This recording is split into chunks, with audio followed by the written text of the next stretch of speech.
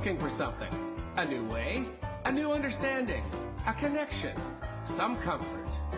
You've got questions, and Light on Living puts the spotlight on all the answers so you can shine. Lift and lighten the load of life's challenges and learn simple and easy ways to live a healthy, happy life. You'll gain insight and start to see things in a new way that motivates you. You're invited to hear new, see different, and feel more as Lisa shines the light on living.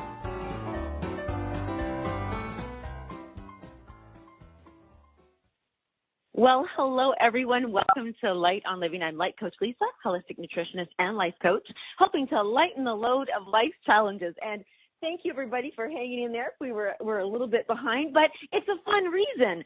Our guest today is actually in UK, and, well, I haven't had to dial out that way. And this show is completely all about puzzle pieces. And let me tell you, trying to figure out which digits and what numbers to add and put through and take away was certainly a puzzle piece. So let me go into and share with you what today is really about. So it's actually, I can't even believe how perfect this is for how the show started, but have you ever been at peace? Hello, Sally. I know you're there. Hello. We're going to introduce you, but let me just share with everybody first. They can go, you know what? I am meant to be listening to this show. So, and this is a perfect analogy. And Sally, because we know who she is, kind of, shared this with me prior to coming on the show, talks about putting a puzzle together. So have you ever been piecing a puzzle together and found yourself really wanting and even believing that a certain piece fit, kind of like when I was dialing the number today, and your belief was like that this was the right piece, like it had to fit, like you're finagling, you're forcing it, you're trying to make the edges lined up. I know I have done this when I do puzzles, but in the end, you kind of know that it's not the piece, even though you really want it to go, and you have to have this courage to just remove that piece. It doesn't go there. You've got to say, you know what, I'm going to risk it. I'm going to remove it, and the right piece will show up, and this piece will go somewhere else that's right. And this is exactly the story that Sally was sharing with me over the holidays. And Sally's name is Sally Saint. I just love her name. She is an artist, a healer, and published writer in the Natural Parent magazine. And she is joining us. She's here with us, and she's been working on the puzzle pieces in our lives and how we can create movement in the direction that we need and want.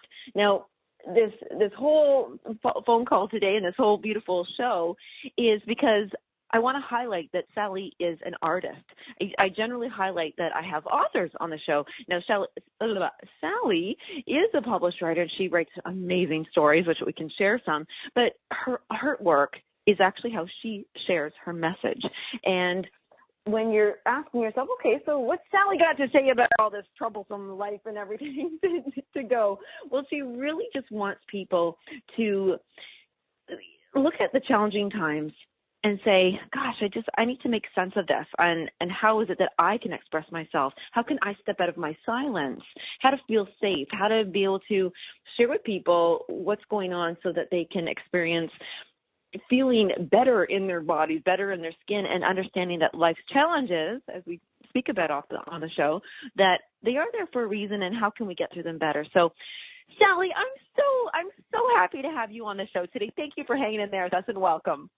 You're very welcome. Hello, Lisa. Hello. Oh, I forgot that you have an accent. Oh, that's even more.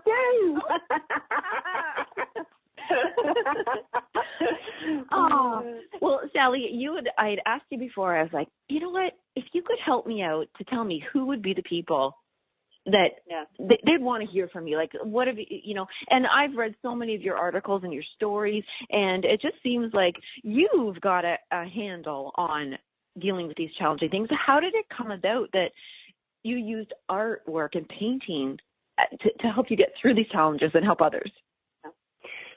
For me, I think it's the same with everybody. You use what you're drawn to, and art has always been a part of my life, and it was always part of expressing myself, even as a child. It was only then when I started to do some training later on in life to really start peeling the layers off myself. I found some really helpful and supportive spiritual teachers. And when I went to them, when I first walked away from the first retreat, my artwork completely changed. And it was in allowing a space in this retreat to be authentically me and to speak my truth and feel when I came home, my artwork was transformed. And it's shown me in all the years the depth of healing that art can have. And that's whether you enjoy it and buy a piece that you're drawn to, or you actually create your own. And it does not matter how you create it, and what medium you use. You can use a pencil and still draw something that is of importance to you. You can draw things out of you that bypasses your mind, and that's exactly what you need to do when you're releasing. You need to bypass your mind and just allow yourself to feel. And that's what art can do. It is transformative. When you're saying that, I can feel listeners, and I can feel me going, okay, authentic, expressing what's in me. And I kind of get scared even just thinking about it, but art might be a safe place to do it. How do we know how did you know that it was safe to allow yourself to start expressing, when you went to that retreat? How was it a click? Was it a thing? I was safe to express because of the people that I went to and the situation that they created for me. So your body knows when you're safe. Your energy knows when you're safe. And so these were energy workers. You could call them shamanic teachers. But I did 4 retreats a year, and they were linked with the solstices and equinoxes. And they were 3-day ones, but they were deeply intense. They used ceremonies. A lot of them were Native American based. But they were British white people, but they were Native American based. And when I started, it was like I'd come home. It linked my love of animals, because all the ceremonies, they had a lot of power animals associated to them. I dream of animals, and the meaning of them. So I came home when I first started this. It's an earth-based healing process, and it helped me open up what was always there. I had gone down the restricted route with art, as I'd done with everything else. You conform to other people around you. I stepped away from there, and I've not looked back since with my art. It has always been authentically me when I create, and it peeled away a layer, opened a door that had been locked, and it was like, this is how you're meant to create. And it shone the light on that. Now, when you said earth-based healing, my ears really just perked up there. I love that, actually. Earth-based healing. Now, is it because is that what we want then, or we don't? Not that we want or don't want, but is that what is earth-based healing versus spiritual-based healing? Mother Earth is always there. We walk on her. So right. what better energy to tap into? It's so also it's another non-denominational one, so it's not linked to a religion itself. It's Mother Earth. You walk on her. You can connect with her at any moment of any day. She is always constantly there, and she supports us. What does Earth do? We should be constantly there, and it's that solidity. When I paint, also I draw a lot of trees come through, and it's that same thing. The roots go into Mother Earth. The branches go up to the sky, which is spirit. So, but it's just that. So nature is solid. It doesn't get wind and waved by opinions. And look how Mother Earth can come back when it gets catastrophes happen to it. It can regenerate beautifully. But I'm a farmer's daughter, so I was brought up in the countryside. So it was like another link with. There are links in our lives of what's important to us, and outdoor space and nature is important to me. So it was a culmination of a number of things that were just right for me. And that's what people, when you go on this earth, why are there so many flavoured ice creams? You find what the flavour that's right for you. Right. And your body knows, your energy knows. It will tell you, and it will help you support and release whatever the head and the emotions and whatever you're going through. And you can lie on Mother Earth, and you can let Mother Earth absorb if you're releasing something, just lie on the ground. Yeah, I love that you said that. You know what's funny? So I feel so much more comfortable sitting on the ground, even in my house. There's furniture, obviously, everywhere, and I'll be sitting there, and I'll think, gosh, I just need to sit down beside the couch. And I know I look silly at the moment, but it's because it's a grounding. Now, with you being saying, listening to our body, listening to what Mother Earth is there to support us and share and heal us and ourselves. Right now, let's say there's somebody's listening and they're going through this time and they cannot make sense of this, and they're thinking, I'm in the spot and nobody seems to, nothing they're hearing, they're relating to or connecting. And if you were going to because I love that you had said before, it's not to give somebody the answers, but to give them the tools. So what would be a good sign that they are listening to themselves and that it's their own body giving them a message? Possibly it's sometimes even the stopping. I don't want to listen. I don't want to release this. That's actually a start, because your body's actually, sometimes you can be drawn in. Well, maybe you need to be drawn in. Maybe you need to be away from people for a while, and maybe you just need to feel that safety so as you can release. So the body signals can be quite extreme, or they can be quite subtle, but they're giving you the answers by look at what's going on in your life right now, right at this moment, this very day. So if someone is going through this and listening to this program right now and they're going through something very big, what is happening to you right now today? And just let that be your pointer. So you're not reliant on somebody else, what someone else is going through, what a book says, which books are fantastic. There are some wonderful books out there. But in order to be authentic and find our truth, we have to listen to ourselves. So just go for this day. What is going on?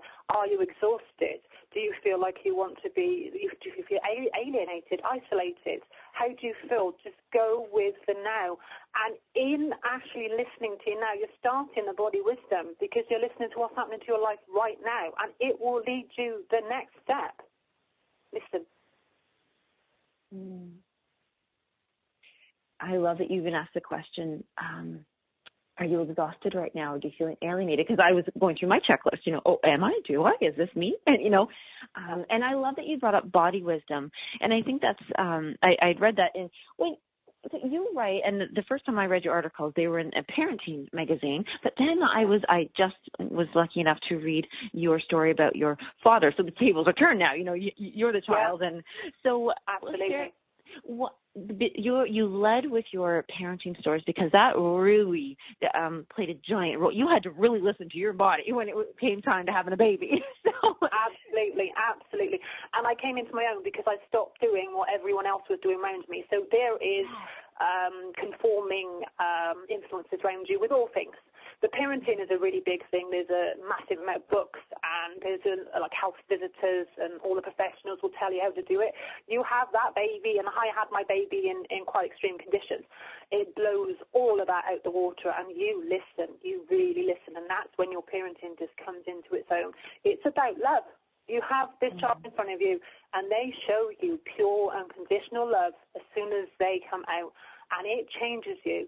And you listen. It means you have to dig in deep, and you find things inside you that you need to release. But they remind you every single day. And my son is one of my greatest teachers, because they are mirrors and they are sponges. So it makes you really aware of what you're carrying. You do not wish to carry on, and you become a full stop to many things. So as your child can enjoy this unconditional love that he has. Yes, I read Marianne Williamson's book a while ago, and she said about her child that you teach your children to close the door but not their hearts, and that's exactly that simple statement was exactly what you need to do. There are some people, there's some energies, there's some places it shouldn't be, but with love you shut the door. You don't frighten, you just say no. And it's about, again, body wisdom, respect. My son can read people's energy. It's as simple as breathing for him, that he knows it's like he'll go behind me if someone doesn't feel healthy, because his sensitivity is at that level. And we have that too, but sometimes ours get dumbed down by life, or we ignore it. Oh, we shouldn't feel uncomfortable around that person because they're X, Y, Z, or we should be eating that because all the books tell you to. There will be something there that will be telling us not to. Yes. You just remind me, I imagined your son right now, just as most children, when they're with their parents and love them, they kind of shy away or go behind, the leg. And sometimes we say, no, because perhaps they're asking just double checking in, with the parent. But it's so funny because we don't really do that as adults, do we? We don't, kind of throw around and behind of our friends or something. And I used to do that. I remember this as a child and saying to my mom, I actually used to go up to my mom and I would say, Mom, is this person safe? And that's exactly what, and she didn't teach me that. I remember. But also, if you look at the child's point of view, how many adults get told to hug and kiss someone, yet children do? Yes, that's true. So that's if you look at it, because children they're wise beings, so they get told, they can get told, oh, you should this an uncle, that's whatever, you should hug, you should kiss them. Mm-hmm. That's right. Why, when an adult wouldn't put up with it? That's right. That's so interesting. I love that you brought that up. Now, so how old is your son right now? He's 7 now. He's 7. Okay. So when you were not expecting this pregnancy, you're not expecting to be a mom, and then you were. Yeah, I knew from a young age I wanted to. Life had taken me on many courses, and those courses were experiences I need to experience. So I understand that now, but at the time they were hard. But I always knew in my heart I wanted to be a mother because I nurtured everything. Animals I nurtured from a young age. They were, and I can read animals just because I spent so much time with them. I can understand them. And it's that sensitivity is that you can just feel, you can. And that's another body wisdom, listening to the body language of the animal and feeling what that animal feels. Yeah. So I knew that I wanted to, but I was 39 when I eventually had my son. And you all have these picture perfect of what you'd like things to be. I wouldn't swap any of it. No. He's a remarkable child. I'm a different mum because of the experiences I've had. I would have parented differently if he'd come earlier. And it's something you learn as you get older and you experiencing things.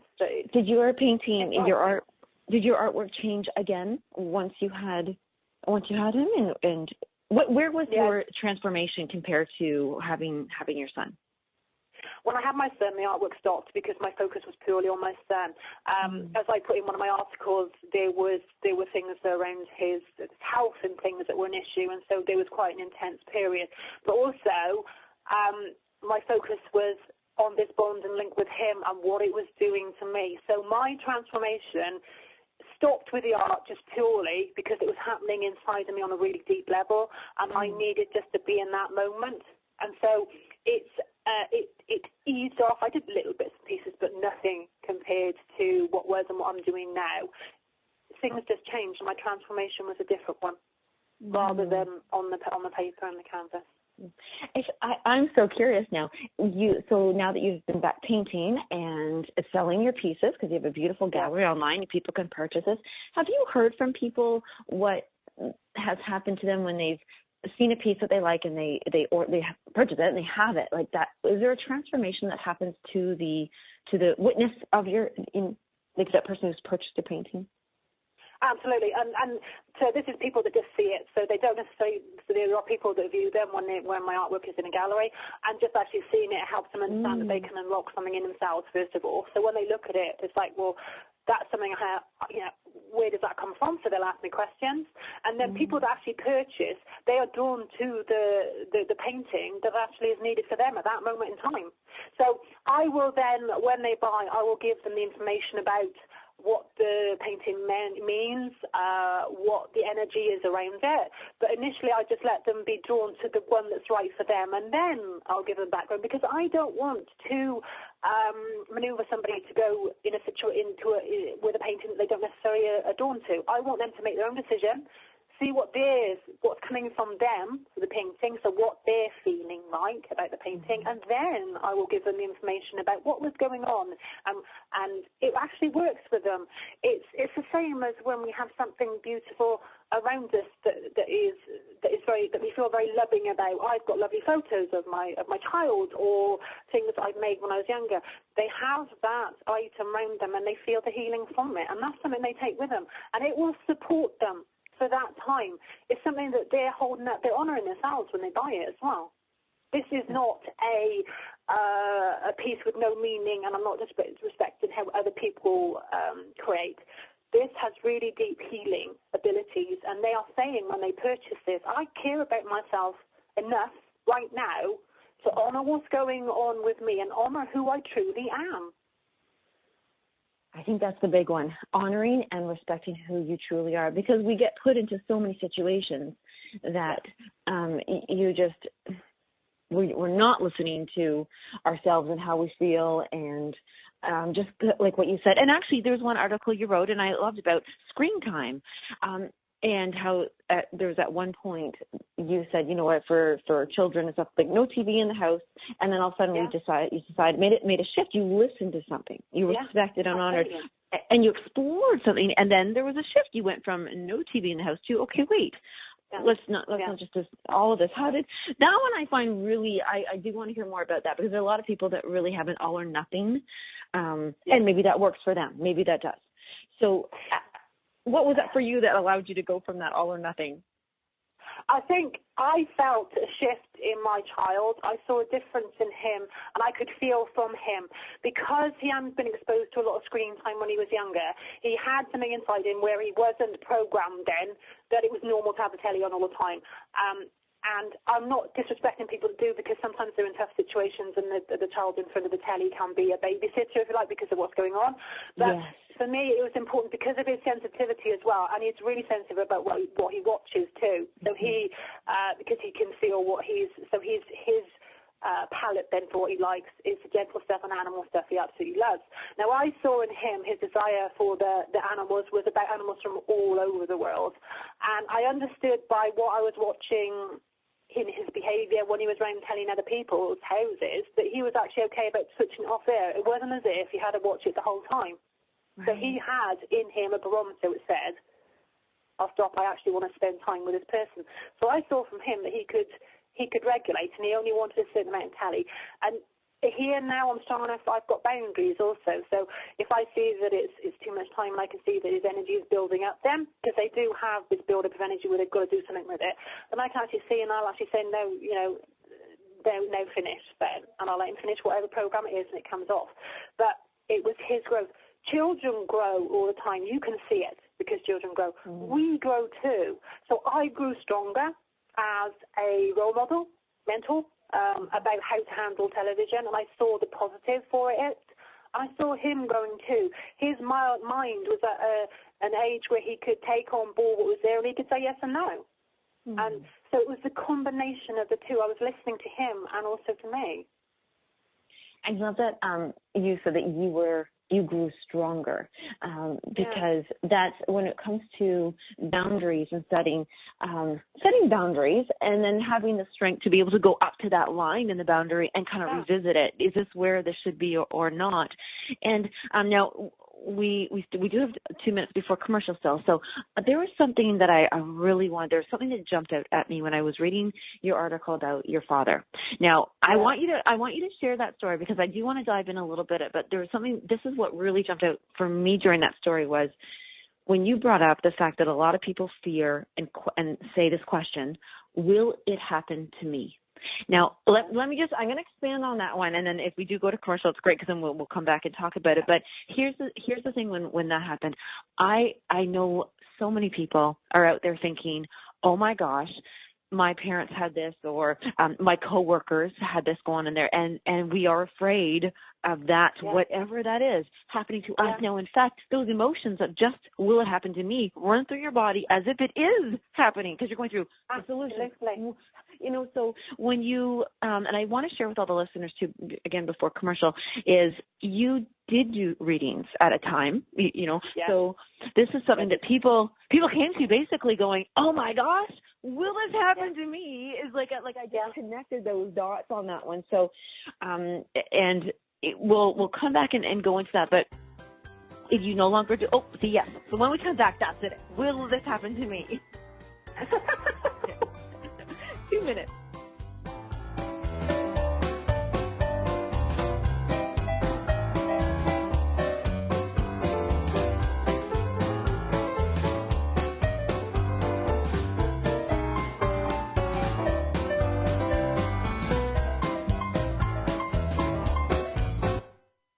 The best of holistic, spiritual, and conscious world. OMTimes Radio. IOM FM. Ascending Hearts is no ordinary dating site. but a spiritual dating site with a purpose, to link you with your soulmate.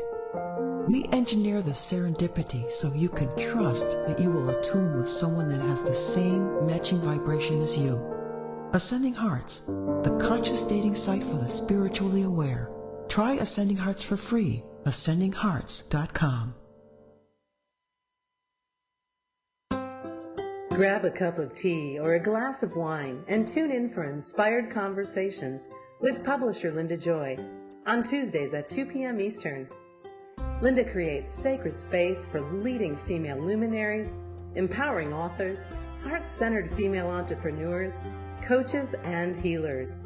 A soulful venue where guests openly share the fears and obstacles they've overcome, wisdom and lessons learned, and the personal journey that led them to the transformational work they do in the world. Inspired Conversations to empower you on your path to authentic, soulful living.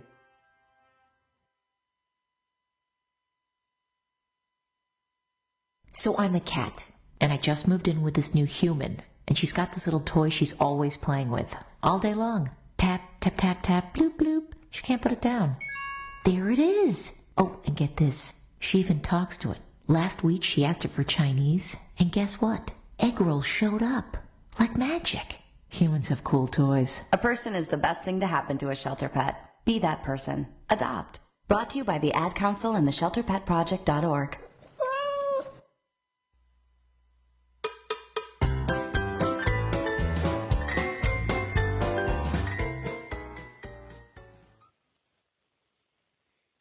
Well, I want to thank everybody for joining us here at Light on Living. We have Sally Saint with us, just a fantastic person full of, acceptance and joy and willingness to grow. But what she is she's an author, she's a published writer, she's a fantastic mom, and she's right now, she's being quite the inspiration to me. And Sally, before we went on break there, the big question that I really hear a lot is, will it happen to me? And this could be any crisis that's showing up, whether it be political, career, love. It could be negative, it could be positive. Like, will I get pregnant? They want it to happen. Will that ever happen to me? Everybody else has it. Will I ever be successful? And then we have the fears.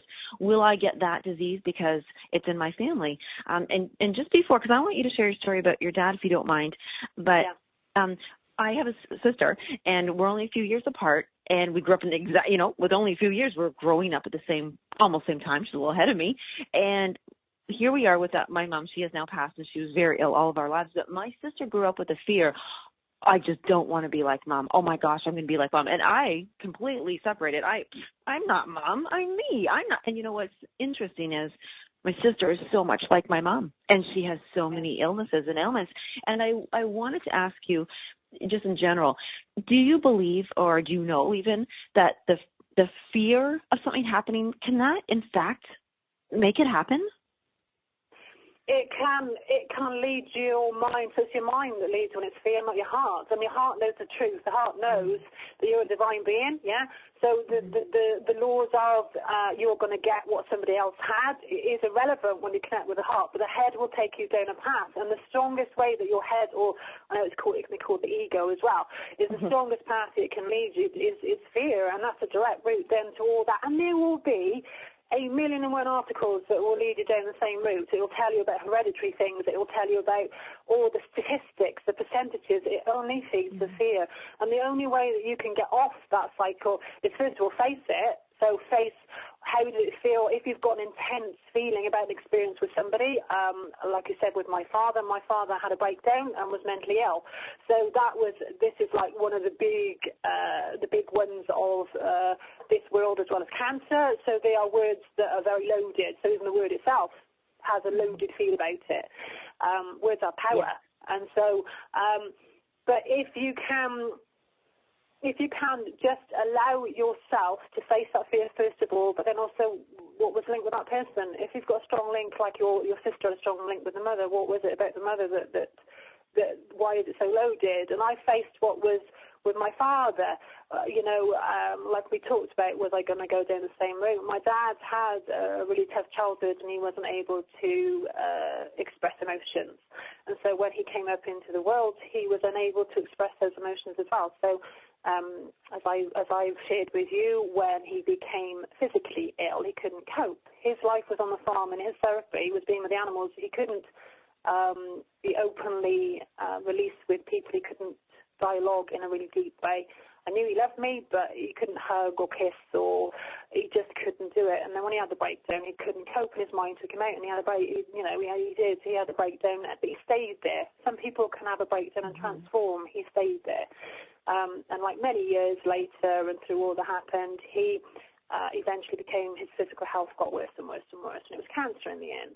But the 2 weeks of his build-up to passing was when every single shred of the mental illness dropped, but also the shred of the restrictions that he had on his life.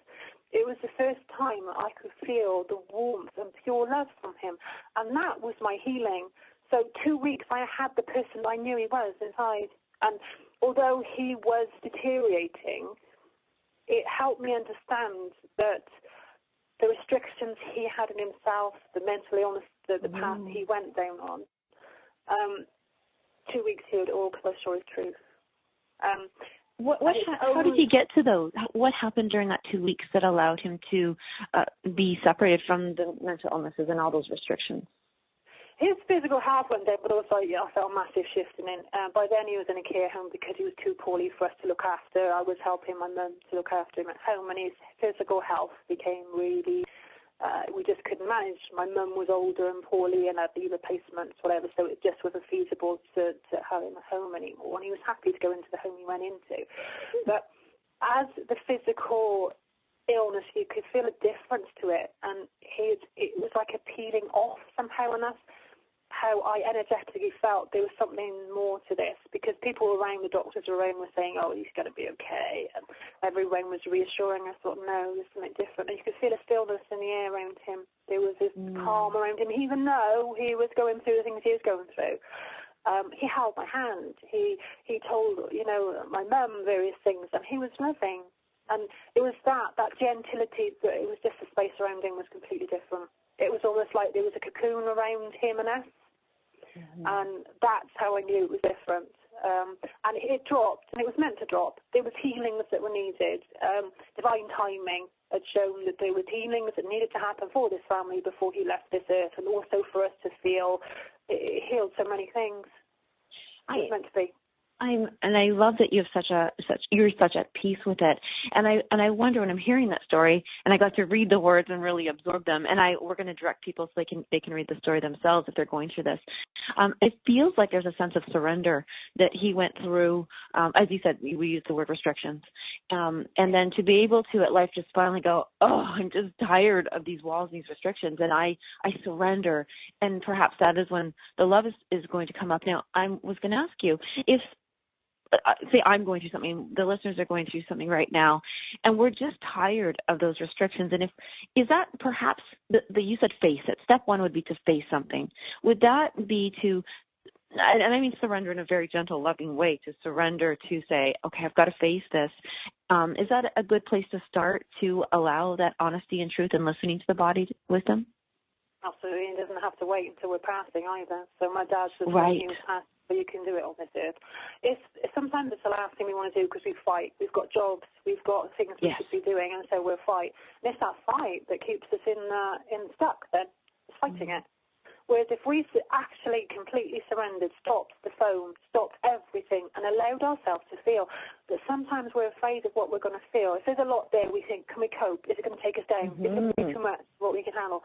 And so we have this internal fear saying don't, but actually it's where we need to go. And that surrender is the most empowering thing, even though it feels like the opposite of what we want to do. Stop and feel. I have a child who, and as all parents do, they express emotions, and they express them when it happens. So if they annoy them, out it comes. We retain as adults, and yes, we deal with things, so we hold it. That emotion still has to come out. So as one of the links on this conversation was about if you've gone through an experience, and a traumatic experience, and you feel like you should be euphoric, it's over, but you feel exhausted. That's because when the experience was happening, you were on adrenaline, you were coping. Afterwards, you need to release, and you need to feel, and allow yourself to feel, and whatever it is. whether it's rage, whether it's whatever. Sometimes we think we should only be allowed to express the positive things and we shouldn't express the other. We should pull ourselves together. We should get on with it. We should, you can move forward, but initially you need to let out, let go, and then you can step up, and then you can do things. You have to feel first. And I want to highlight what you just said, because, Sally, I think you speak faster than I do. I have to learn to slow it down. Okay, you know what? You get excited, and I get excited too.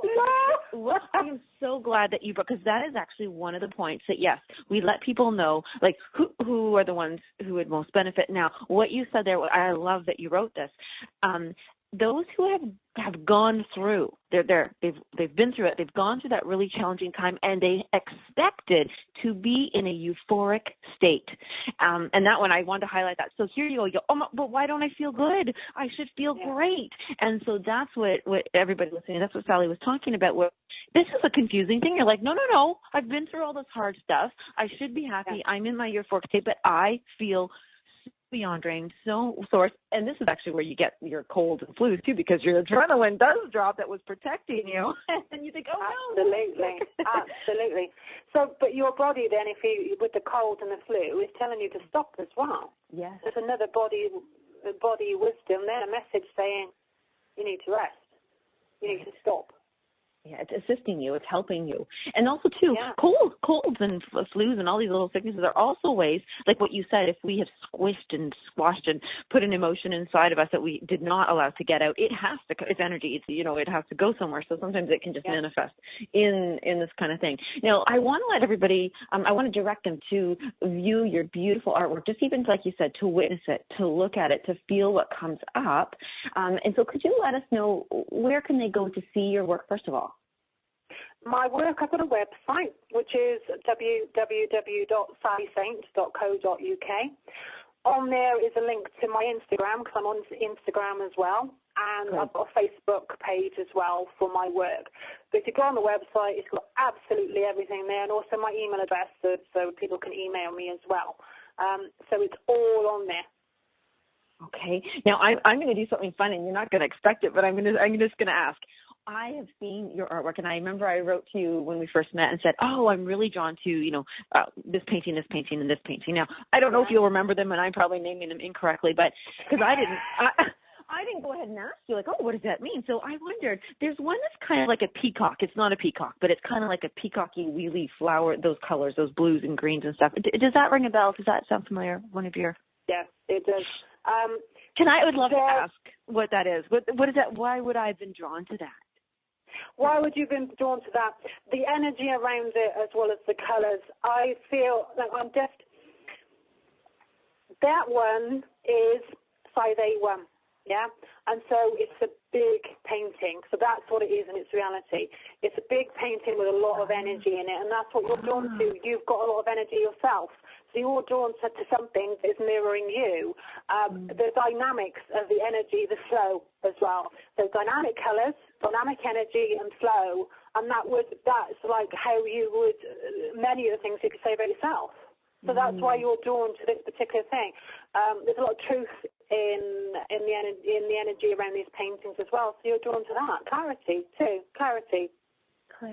Aw, I do. I want to know your truth, and I want to help allow you to express, because you're right. It is very dynamic, isn't it? Because everyone listening, and you and myself and everybody a part of this right now, that's the dynamic. I mean, we are all the dynamics sharing this right now. So the people who are thinking, I am going to do something tough. So I really want to send out that invitation extra, so that people can go and would you be open to them emailing you and saying, hey, I really like this painting. What does this mean? Or what's the story behind it, or something like that? Because I think that's neat that people can explore what all these are. Absolutely. And so in asking the questions, they're linking with me and they're linking with the artwork as well. So please do email me, do ask, linking with like-minded people. Absolutely, yes, please do email me. I love sharing information about it. That's what we're meant to do. When we learn on our paths, we're meant to share. We're not meant to sit at home and stay quiet about what we've learned. We're meant to go out and show people and link with others. That's exactly right. I love that. Now, so the articles that you're writing for the Parenting magazine, those have been so. Every time I read them, I think, wow, that's such a new twist too. So you're taking a lot. You're almost like observing and witnessing your son, and then finding this correlation in your life, and then sharing it with people. Is that how you go about with writing those ones? Absolutely, and when I write, I can almost feel when there's a story come in, so I don't push it. I'll wait until it's like I'll witness something, and then the words you can feel they're ready to come out, and then it will just flow. So I'll start writing when I feel that energy, and it will come out.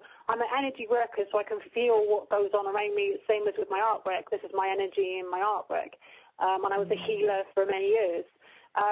So I can feel when it's almost like it's right. There's a lot of people that need to hear this right now. The one about body wisdom was at a time when a lot of people around me, including myself, was having a big clear out, and that clear out meant we have to change things because our body was showing us something out of kilter here. Because we work on ourselves, things change, and that can be the foods we take on can be too heavy for us. It could be something in our environment that's too heavy energetically for us.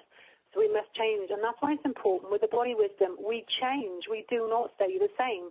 So that's why we need to listen.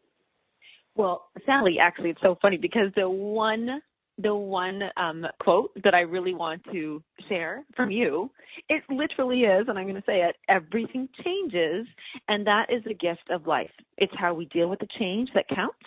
Some changes are easy and some are not, but agreeing to go on the parenting from the heart journey, it is extremely visible. Isn't that funny that that's the one quote that I want to share with you specifically? And then you're talking about change, and I thought, oh, that's clever.